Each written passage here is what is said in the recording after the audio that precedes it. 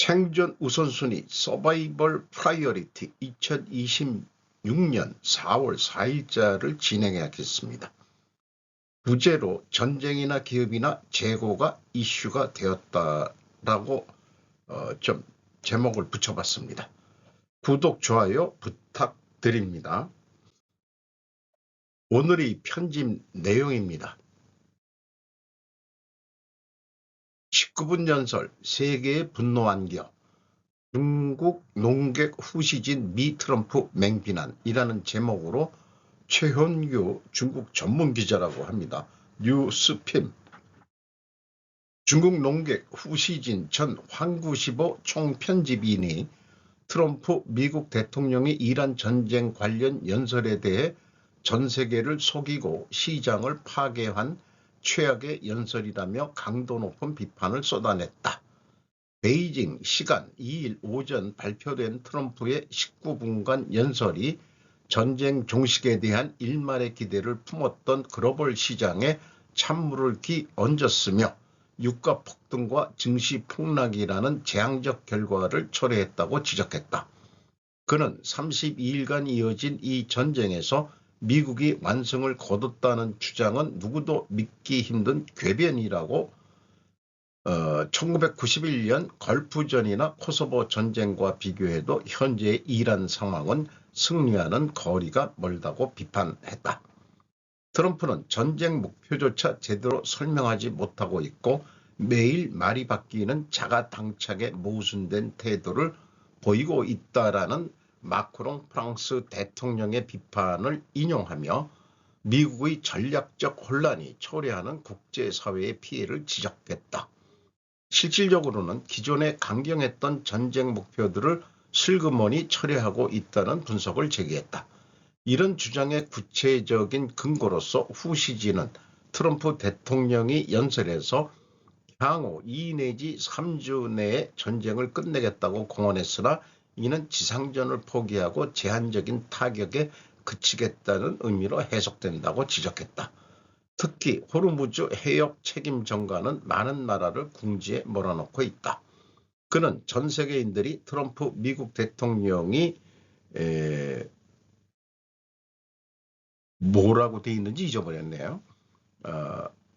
무엇을 하려는지 전혀 예측할 수 없고 아마 그 미국 대통령 자신도 모를 수 있다며 지구촌 경제와 안보 구도에 심각한 영향을 미칠 거라고 경고했다. 근데 여기에서 미국이 이 중동에 더 군을 지금 증파하고 있는 거에 대해서는 언급을 안 하고 있네요. 이런 표현을 해보고 싶습니다. 최종 목표가 중국 죽이기라는 것을 모를 리 없으니 중국 공산당의 대응이나 마찬가지다라고 생각을 합니다. 그러니까 중국을 가기로 했는데 트럼프가 가기 전에 확실히 기선제압을 하고 가겠다는 뜻으로 저는 생각하고 있습니다. 무기 재고 바닥났다. 전쟁 장기화에 방산업계 웃는다. 김성희 조선비즈 4월 3일 2일 현지 시각 영국 파이낸셜 타임즈는 우크라이나 전쟁으로 많은 방산업체들의 수주 잔고와 매출이 사상 최고를 기록했으며 중동 전쟁은 미국과 동맹국들이 무기 비축을 재보충하기 위해 서두르면서 부분에 또 한 번의 자금 유입을 가져올 것이라고 보도했다. 영국 왕립합동군사연구소 루시에 따르면 전쟁 첫 66일 동안 미군은 연합군과 함께 약 260억 달러 규모에 해당하는 1만 1,200개 이상의 탄약을 사용했다. 여기에는 세계적인 방산기업 RTX, 레이시온 테크놀로지 패트리엇 미사일 방어 시스템 1,200여 기, 장거리 토마호크 미사일 수백 발, 로키드 마티니 사드 요격 미사일 300여 발 등이 포함된다.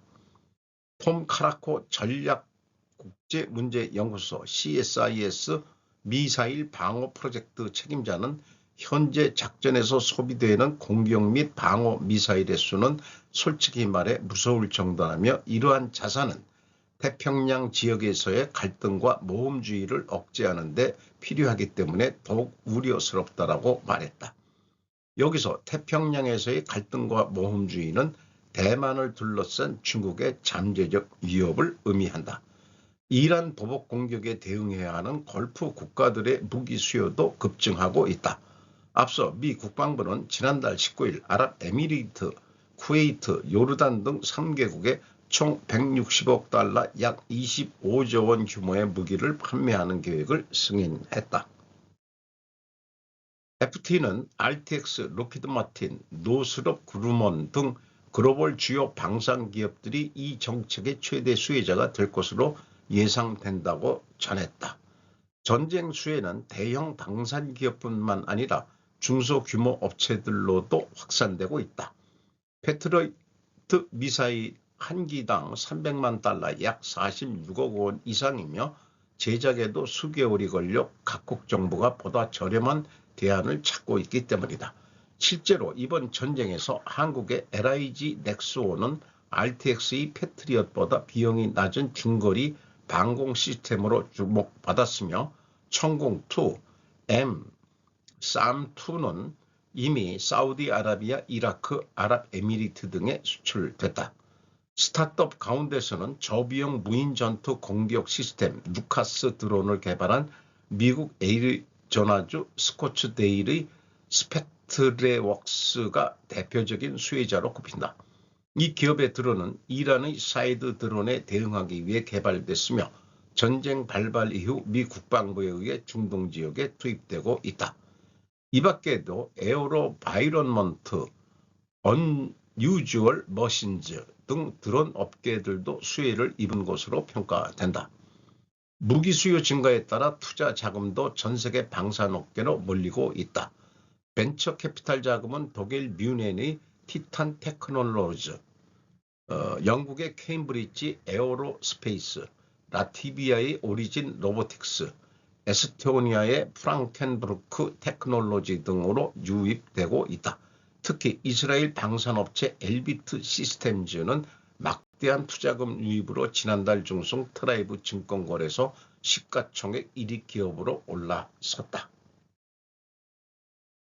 K방산 훨씬 싼데 고퀄리티, 패트리엇 기다리다 전쟁 끝, 외신도 집중 분석, 신혜지 JTBC 뉴스입니다. 4월 3일. 미국 일간 뉴욕타임즈가 현지 시간 2일 한국 방산업체들의 실적과 장점을 집중 조명했습니다. 특히 NYT는 천공2의 실전 사용은 한국 방산업체들이 세계 무기 시장에서 중요한 참가자로 부상했다는 것을 보여주는 사례라고 언급했습니다. 그러면서 한국 기업들이 빠르게 글로벌 시장의 공백을 메우고 있다며 K방산이 향후 국제무기 시장에서 주요 축으로 자리 잡을 가능성이 크다고 전망했습니다. 무기를 얼마나 빨리 많이 확보할 수 있느냐, K방산이 세계 무기 시장의 주역으로 떠오를 수 있었던 배경입니다. 특히 이번 중동 전쟁을 기점으로 한국이 세계 시장의 핵심 플레이어로 부상하고 있다는 분석을 뉴욕타임즈가 내놨습니다. 이번 전쟁 전까지 천공2는 한 번도 실전에서 사용된 적 없지만 이란이 아랍에미리트를 향해 쏜 미사일과 드론 30대 중 29대를 격추하면서 존재감을 각인시켰습니다.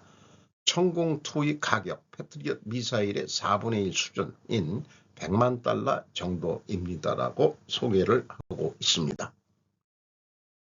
20조 재고 쌓인 현대차, 가벼워진 충당금 역설이라는 생소한 제목으로 최지연 기자가 블로터에서 보도했습니다. 4월 3일. 현대자동차의 연결 재고자산이 20조 원을 넘기면서 사상 최대치를 기록했다. 저 연결은 제가 넣은 겁니다. 생산 확대에 따른 자연스러운 증가로 볼 수 있지만 판매로 소화되는 속도가 둔화되면서 완성차 재고 관련 부담은 오히려 확대되는 양상이다. 요 재고자산 20조는 전체 재고자산입니다. 완성차 재고가 아닙니다. 여기에 재고자산 평가 충당금까지 감소하면서 재고의 양과 질이 엇갈리는 구조가 형성됐다는 분석이 나온다.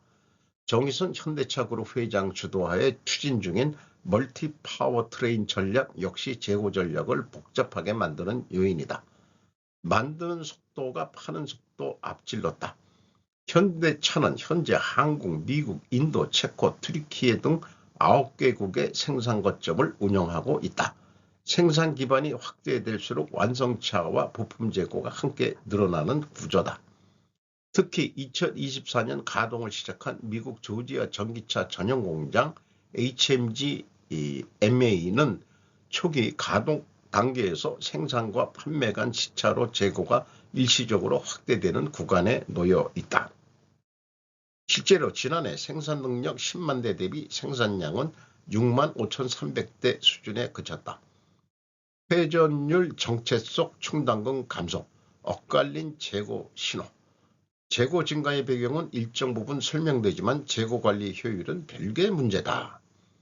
현대차 재고 자산 회전율은 2023년 8.2회전에서 2024년 7.5회로 하락한 뒤 지난해에도 7.5회 머물렀다. 재고 회전일수로 환산하면 48일이다.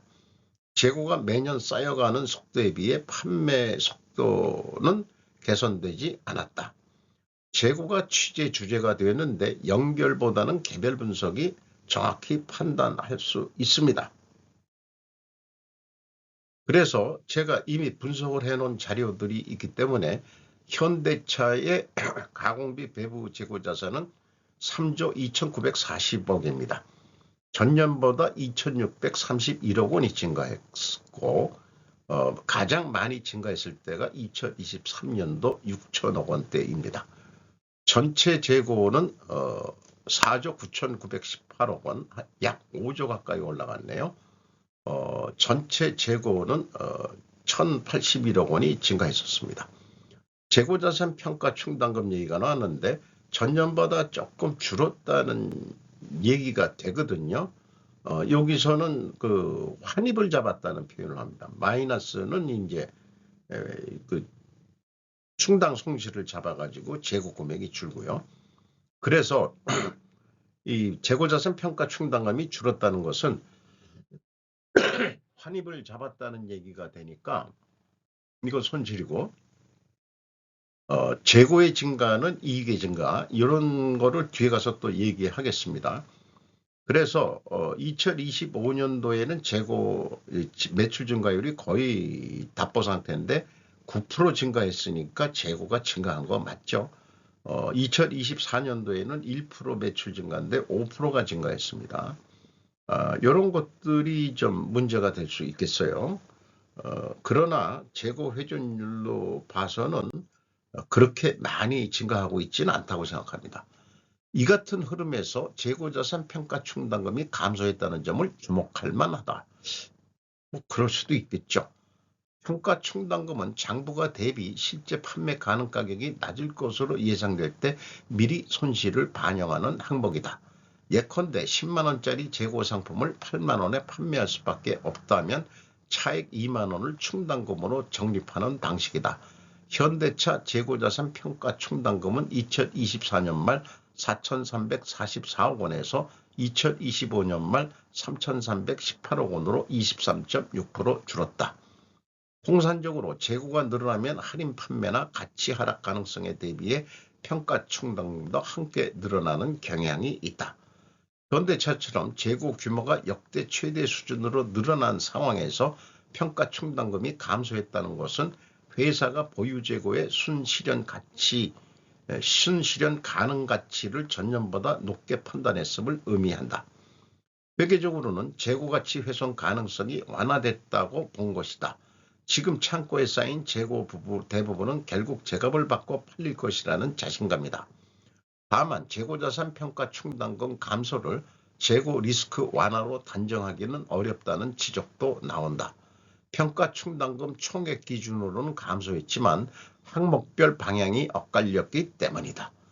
결국 전체 재고자산 평가 충당금 감소는 완성차 재고 부담 완화라기보다 비제품 재고 부분의 평가 부담 축소가 더 크게 반영된 결과로 해석된다. 현대차 관계자는 국가별 시장 상황과 사업 여건 등이 많이 다르기 때문에 재고자산 증가와 평가 충당금 감소를 단일한 요인으로 설명하기는 어렵다고 말했다. 그러니까 취재를 했어도 뭔 얘기인지 잘 모르겠다. 평가 충당금 감소는 재고 증가를 의미하며 매출 원가 감소에 따라 영업이익 증가 결과를 모를 것이다. 기자는 재고 회전율이란 본류보다 재고 평가 충당금 지류 부분은 왜 기사화하려 했는지 전혀 저는 이해할 수가 없네요. 나름 전문적으로 접근했다고 보지만은 그래서 HMG 3년 연속 가공비 배부 재고자산 회전율 하락 추세이기는 한데 현대차가 19.3회전 2023년 21.4회전부터 점차적으로 하락하고 있죠. 재고 회전율은 가공비 배부 재고자산 회전율만 봐야 됩니다. 전체 재고자산은 또 성과가 왜곡되기도 합니다. 기자처럼 전체 재고 회전율은 평가 지표로 무용하다. 왜냐하면 원재료는 자원 경쟁 시대에 필요하면 확보할 필요가 있는 것이기도 때문이다. 그래서 저는 재고 회전율을 가공비 재고자산만 배부 재고자산만 합니다. 제품만 한다고 그냥 상징적으로 보시면 되겠습니다. 물론 제공품도 들어갑니다만은 가공비 배부 재고자산 회전율로는 재고 보유기간은 20일 내로 계산이 되죠. 365일 나누기 19.3하면은 기아와 그리고 현대차와 기아의 부품을 공급하는 현대모비스의 재고상을 같이 볼 필요가 있다. 그래서 기아 재고 회전율은 현대차보다 매우 높습니다. 27.6회전이지만 그것도 그러나 2023년부터 점진적으로 조금씩 하락하고 있고 2025년에 그 하락이 조금 더 깊어졌습니다. 현대모비스도 마찬가지로 28회전에서 22.2회전까지 내려갔습니다. 재고 증가의 결과는 영업이익의 증가로 결산됩니다. 재고자산 평가가 필요 없는 스루풋 세계로 가야 할 이기도 합니다. 그러니까 안 팔렸는데도 사실은 원가 회계상으로는 이익이 크게 안 주는 거로 결산이 될 수 있다. 이게 이제 원가 회계의 고질적인 문제라는 것을 제가 그 스루풋 어카운팅 그 별도 계정에서 계속 그 홍보를 하고 있는 거죠. 단독 삼성전자 이어 삼성 디스플레이도 과반 노조 출범, 근로자 대표 확보 절차 도입, 정두영 조선비지에서 4월 3일, 삼성 디스플레이 열린 노조 가입자 1만 2천 명 돌파, 근로자 대표 지위 확보 위한 조합원 수 검증 시작, 열린 노조도 초기업 소속, 그룹 전반 영향력 증대, 삼성 디스플레이 지속 성장 협력 관계 이어갈 것, 법적 대표성 부여대 협상력 강화, 제2노조로 출범해 과반 노조로 성장, 사적 성숙한 노사문화 만들 것. 열린 노조는 근로자 대표 지위 확보로 협상력이 높아지면 전사 차원의 노사협의회 구성을 단기적으로 달성 목표를 내세웠다. 현재는 기흥, 천안, 아산 등 사업장별로 노사협의회를 운영하고 있는데 이를 통합하는 중앙 단위의 기구를 만들어 단일화된 목소리를 내겠다는 취지다. 이렇게 간략히 나왔습니다. 제 느낌을 말씀드리면은 열린 노조란 이름으로 중앙 단위 단일 노조로 입힌다. 그렇다면 그들이 강성 민노총 성격이 아니라 성숙한 노조라면 기업과 노사 상생의 문화를 창출할 수 있는 기회라고 읽고 싶다. 일본 춘두처럼 산별 노조에서 임금 인상안 제시를 먼저 하고 대표 기업이 수용 여부를 결정하는 또는 더 주는 의사결정을 하는 것이 성숙한 문화일 것이다. 제가 알기로는 산별노조 대표 성격이 전국 무슨 노동자협회 그런 기관이 있는데 산업별로 이렇게 하면은 그 상대방의 대표 기업이 우리는 얼마 하겠다. 또 어디는 얼마 하겠다. 이렇게 얘기를 하는데 그 가이드라인을 기준해서 그 중소기업은 우리는 거기까지는 못 올리고 그리고 그러나 가이드라인은 제시를 하면서 그 일본 춘토는 범 전쟁인데 투쟁인데 우리나라처럼 머리에 빨간띠 두르고 하는 그런 그 이 가미가제식 전 근대적인 일본식 그런 일본의 잔재라는 걸 모르는 모양에 빨간띠 두르는 게 그렇게 생각이 듭니다.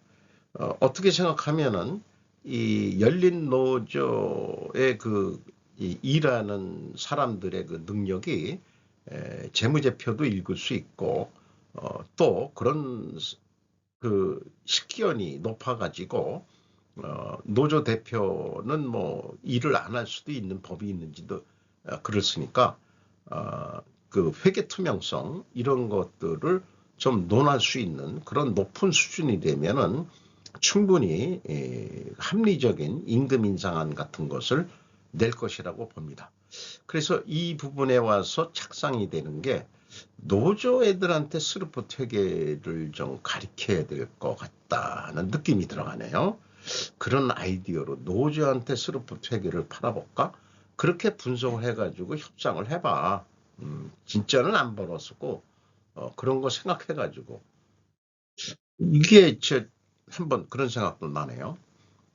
트럼프 이란 타격 확대 예교 파괴 시작도 안 해. 다음은 교량 발전소. 사진만 그냥 했습니다. 최석진 위키리크스 한국 4월 3일 중국 후시진이라는 그 강도 높은 비판과는 다르게 확대 예고했다는 거 2, 3주 안에 끝내기 위해서인지 어떤지 모르지만 3월 22일 영국 글로스터주 RAF 페어포드 공군기지에서 미 공군 B-52 스트래토포트리스 전략 폭격기가 이륙하고 있다. 해당 기지는 이란을 둘러싼 미국과 이스라엘 간 군사 충돌 속에서 미 공군이 운영하는 주요 전진기지 중 하나로 활용되고 있다. 영국이 그렇게 비판을 하고 뭐 하면서도 겉으로는 그러지만 사실은 공군기지 이런 거 다 내놓고 있다는 얘기예요. 그러니까 영미간에는 영미끼리는 그런 것 같아요. 우리가 남이가 영국의 식민지였으니까 미국이 과거 3월 15일 영국 남서부 공군기지의 그 B1 랜서의 그 무기를 장착하기 위해 정밀 유도탄 JDAM을 옮기고 있는 그런 사진도 소개를 하고 있습니다. 우리는 양보했다. 93% 이란 공격 지지 이유. 이토 메구미 기자가 야후뉴스 특집으로 4월 3일 날 보도했습니다. 2년 반 전부터 계속되는 가자 침공을 둘러싸고 국제적인 비판이 거세지는 가운데서도 이스라엘 사회의 강경 자세는 바뀌지 않았다. 우리는 양보했는데 공격당했다. 이것은 전 세계를 위한 정의의 전쟁이다라고 하는 인식과 팔레스타인 측과의 깊은 단절이었다. 이스라엘 사람들은 이란 공격을 어떻게 보고 있는가? 악마처럼 잔혹한 이란 정권이 사라지고 이란 사람들이 풀려난다면 이 전쟁을 이스라엘 사람들은 견뎌낼 각오가 돼 있다. 40대 이스라엘 여성 미하일은 강한 정의감을 말한다. 하마스, 팔레스타인 가자 지구를 실효적으로 지배해온 이슬람 무장 조직도 이란도 세력을 떨어뜨리고 있다. 지금이 공격의 기회다. 왜 이스라엘인들은 이 정도 규모의 군사행동을 지지하는 것일까?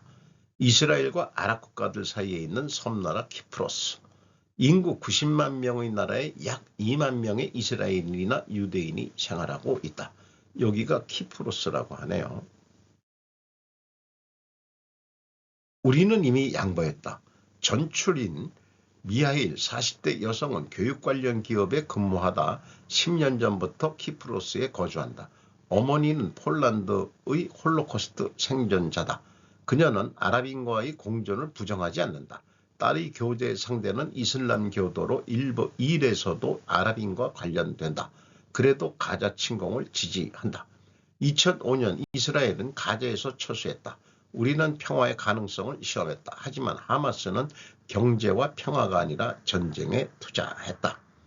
2005년 이스라엘 정부는 오랜 세월 가자에 있던 유대인 정착전을 철퇴시켰다. 요르단강 서안 지구에서의 정착 확대에 집중하는 목적도 있었다고 여겨진다. 서안 지구 쪽으로 많이 정착적으로 옮기고 가자 지구에서는 철수했다는 얘기죠. 중동 유일의 민주주의 국가라는 자인, 키프로스에 강연하러 온 이스라엘 언론인 유세프 하다드는 기독교인 아랍인이다. 이스라엘 인구의 약 70%는 유대인, 약 20%가 아랍인이다. 그는 유대인과 아랍인과 함께 사는 마을 하이파에서 자랐다. 이어 그는 레바논 무장세력 헤즈볼라와의 전투에서 부상을 입고 아군 유대인 병사들에게 구원을 받는 경험을 한다. 그들은 목숨을 걸고 아랍인인 나를 구했다. 종교나 인종은 상관없다. 이스라엘은 중동 유일의 민주주의 국가다. 한편 2018년에 성립된 유대 국가법에 의해 아랍인은 2급 시민으로 되어 있다라고 하는 국내로부터의 비판도 없지는 않다. 점령을 자각하지 않는 사회. 이스라엘이 생각하는 해결책. 미하일과 유세프는 일본의 전후 변화를 이끌어낸다. 일본인들은 미국을 처음에 격렬하게 증오했다. 그러나 전후 교육에 따라 달라졌다. 교육으로 가자인 사람도 평화적일 수 있는 희망이 있다. 20-30년 걸린다고 말하는 사람도 있었다. 그것은 교육인가 아니면 교정이라는 이름의 역업인가. 마야는 이스라엘 측에 문제가 있다고 생각하지만 이스라엘 사회가 자발적으로 바뀌는 것에선 회의적이다. 이스라엘 사람들은 전쟁 필요를 느끼지 않는가. 미하일은 자신있게 대답한다. 피곤함은 있다. 하지만 이스라엘 사람들은 인내심이 강한 사람들이고 배후에는 제대로 된 계획이 있다. 이것은 정의로운 전쟁, 지금 고통이 있더라도 더 큰 장기적 이익으로 이어질 것이라고 믿는다. 그 계획을 생각하는 것은 군이라고 한다. 이스라엘인 자신이 팔레스타인을 억압하고 있는데 이란인을 풀어주고 싶다는 것은 이치를 이해할 수 없다. 정치 체제 때문에 이란 국민이 하마스의 지배로 가자 사람들이 저마다 어려움을 겪고 있었던 것은 사실이다. 하지만 이스라엘이 이란이나 가자에 관련할 때 무력을 행사하는 것이 효과적인 선택일까? 평화적인 해결을 시도하고 있다고 이스라엘인이 인식하고 있을 때에도 실제적으로는 폭력이 행사되고 그것이 상대의 폭력을 낳고 있다면 지금도 이스라엘에서는 군사행동 지지 목소리가 크다. 마야의 국제사회 개입이 필요하다는 목소리도 간절하다. 이것은 12월 유대교 한옥화에서 빛을 점화시키는 키프로스에서도 이런 예식이 행해진 사진을 소개했습니다. 트럼프 대통령 호르무즈 해협 방위 지원 요청 등 한국 관세 인상 압박 강해질 가능성 부각. 신경의 기지가 조선일보 일본판에서 4월 3일입니다. 트럼프 미국 대통령의 한국은 도움이 되지 않는다 발언의 문제는 불만이 단순히 구격으로 끝나지 않을 수 있다는 점입니다. 호르무즈 해협 파견에 응하지 않았다는 핑계로 안보와 관세 같은 분야에서 압력을 높이면 한국에 상당한 부담이 불가피합니다. 트럼프 대통령은 지난달 14일 한국을 비롯해 일본, 중국, 영국, 프랑스 5개국을 직접 지목해 호르무즈 해협 파견을 요청했습니다. 이 요청을 받아들여지지 않는 데 대해 트럼프 대통령은 그동안 북대서양 조약기구 등 유럽 국가들의 불만을 표명해 왔지만 이번에는 한국이 주요 타깃이 되었습니다. 한국이 직접 호르무즈 해협을 지키도록 동맹조차도 거래라는 점에서 보는 트럼프 대통령의 특성상 한미 간 안보 현안에까지 영향을 미칠 수 있다는 우려가 나오고 있습니다. 중동의 두진호 국가전략연구원 유라시아 센터장이 그렇게 얘기를 했습니다. 중동에 전환 배치된 주한미군 병력의 한국 재배치 지연, 핵잠수함이나 작전권 전환 같은 한미동맹의 주요 현안에서 미국이 소극적인 자세를 특히 미국의 전략적 유연성이라는 기본 방침에 맞춰 주한미군 재배치를 한국 정부에 대한 압력 카드로 이용할지도 모릅니다. 다만 부활절 오찬이 당초 비경고였던 점을 감안하면 트럼프 대통령이 실질적인 조치를 염두에 두고 있었다고 보기는 어렵다는 관측도 있습니다. 한국 외교부는 트럼프 대통령이 스스로 불만을 표명한 데 대해 한미 간 긴밀한 의사소통하에 신중하게 검토해 나갈 것이라는 원칙적인 견해만 밝혔습니다. 12상 개헌과 말레이시아의 마약의 연결고리 상관관계 추론이라고 제가 추가로 썼습니다. 김정민 국제전략연구소 4월 3일인데 이 상관관계 추론은 수많은 정보 데이터들이 필요하기 때문에 매우 깁니다. 제가 이것을 참고자료로 그냥 하는 거고요. 필요하시면은 화면을 정지해서 읽어봐 주실 수도 있겠죠.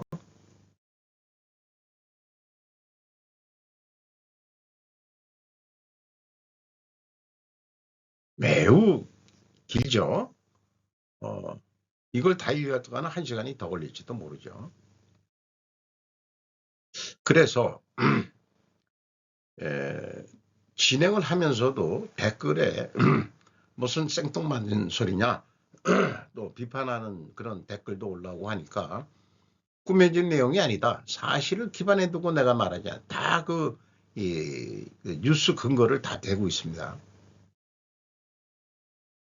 본인은 소설을 쓰지 않는다. 나는 근거를 가지고 얘기한다. 이렇게 하니까 못 믿으면은 당신들도 찾아봐라. 정보를. 근데 정보를 일일이 찾을 시간이 없으니 그렇게 전문가인 당신 뉴스를 보긴 방송을 보긴 보는 거지. 이렇게 얘기할 수도 있겠죠. 또 고정관념을 못 배워 벗어나는 사람들도 있을 테니까. 그래서 제가 좀 이렇게 의견을 내고 싶습니다. 인신공격까지 당할 수 있는 상관관계 추론이라고 한다. 방어를 위해 많은 정보를 찾아야만 한다.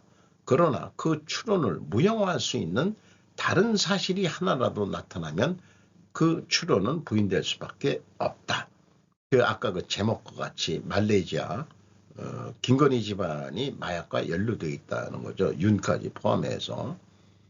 그래서 더 설득력을 갖기 위해서는 저는 인과관계 그 추론이 필요하다고 저는 좀 이렇게 제안을 해드리고 싶은데 저도 지속적으로 그 사회 문제에 대해서 인과관계로 해보려는 그런 테마 간단하게 해볼 수 있는 것은 그래서 그런 그림도 그려서 좀 해보고 있는 중이죠. 인과관계 추론으로 입증이 된다면은 수많은 정보가 필요 없습니다. 핵심적인 근본 원인을 찾아내고 그 근본 원인이 맞대면은 필연적으로 또 다른 결과를 그 다른 결과를 예측하면 되는 거예요. 그게 이루어지면은 예언과나 마찬가지가 되는 거죠. 뭐 과학적 논리 사고 방식이긴 합니다만은 그 수많은 그 AI 데이터 안을 안 가지고도 인간의 그 사고 능력으로 인과관계 원인과 결과 추론으로 우리 사고 능력을 계속해서 개발할 수 있다는 얘기죠. 그래서 과학이 발전하는 거고요. 조국 일가 테마 투자 관계도 뭐 이런 것까지 방대하게 진행을 했습니다. 신보수주의 지인이 당신이 얘기하는 신보수주의가 뭐야? 그 자기가 보수 꼴통이라고 우리가 놀리니까 그렇게 해서 그거 어저께인가요? 그저께인가? 쇠주 한잔 하면서 얘기를 해줬죠. 제가 얘기하는 지금 법도리들이 우리 그 상류층 여당이나 야당이나 뭐 검찰이나 뭐나 법도리들이 다 이 세상을 우리나라를 상류층에서 지배한다. 또 그 경제 초인류층 상류층하고 그래서 중국 대표도 그 공돌인데 시진핑 엉아도 또 상돌이 출신도 그 좀 나오면 안 되냐? 응? 영영 뭐 이런 거 한 사람들이. 그리고 법돌이를 저 하층으로 내보자는 게 아니고 상권 분립하는데 참 유용하게 쓰자. 그런 데서 활동해 줘야 되지 않냐. 정치에 너무 올라가. 여기에서 정부는 이제 고급 관료 정도, 정치인 하지 말고 법돌이들 그래 줬으면 어떨까 제 희망사항입니다. 오늘도 좋은 하루 되시기 바랍니다.